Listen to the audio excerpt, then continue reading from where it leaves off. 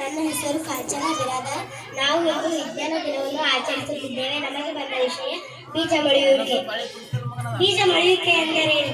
ಬೀಜ ಮೊಳೆಯುವಿಕೆ ಎಂದರೆ ಸೂಕ್ತ ಪರಿಸ್ಥಿತಿಯಲ್ಲಿ ಬೀಜದಿಂದ ಹೊಸ ಸಸ್ಯವು ಬೆಳೆಯುವ ಪ್ರಕ್ರಿಯೆ. ಬೀಜ ಮೊಳೆಯಲು ಅಗತ್ಯ ಅಂಶಗಳು ಯಾವುವು? ನೀರು, ಸರಿಯಾದ ತಾಪಮಾನ ಅಂದರೆ ಸೂರ್ಯನ ಬೆಳಕು, ಮಣ್ಣು. ಬೀಜ ಮೊಳಕೆ ಬೆಳೆಯುತ್ತೆ. ಒಂದು ಚಿಕ್ಕ ಬೀಜದಿಂದ ದೊಡ್ಡ ಮರದ ಭವಿಷ್ಯ ಅಡಗಿದೆ. ಬೀಜದ ಮಣ್ಣಿನಿಂದ ನೀರನ್ನು ಹೀರಿಕೊಳ್ಳುತ್ತದೆ.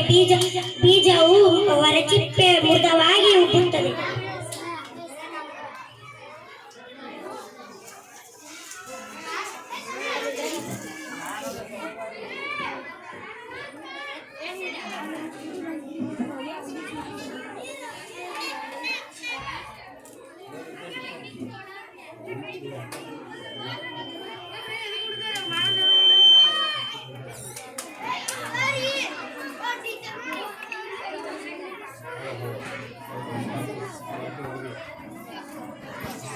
ನೀರು ಒಳಗೆ ಹೋದ ನಂತರ ಎಂಜೈಮ್ಗಳು ಸಕ್ರಿಯವಾಗುತ್ತವೆ.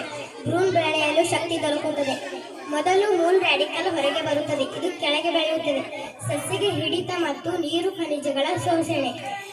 ನಂತರ ಕೊಂಡಿ ಪಿಳುಲ್ ಮೇಲಕ್ಕೆ ಬೆಳೆಯುತ್ತದೆ. ನಂತರ ಇದು ಎಲೆಗಳು ಮತ್ತು ದಂಡಲಾಗಿ ರೂಪಾಂತರಗೊಳ್ಳುತ್ತದೆ. ಮೊದಲು ಹಸಿರು ಎಲೆಗಳು ಬೆಳೆಯುತ್ತವೆ. ಸಂದೇಶ: ಬೀಜವು ಸಣ್ಣದಾದರೂ ಅದರೊಳಗೆ ದೊಡ್ಡ ಮರದ ಕನಸು ಇರುತ್ತದೆ. ಸೂಕ್ತ ಪರಿಸ್ಥಿತಿಗಳಲ್ಲಿ ಜೀವ ಪಡೆದು ಸಸ್ಯಾಗಿ ಬೆಳೆಯುತ್ತದೆ. ಇದೇ ಬೀಜ ಮೊಳೆಯುವಿಕೆ. ಧನ್ಯವಾದ.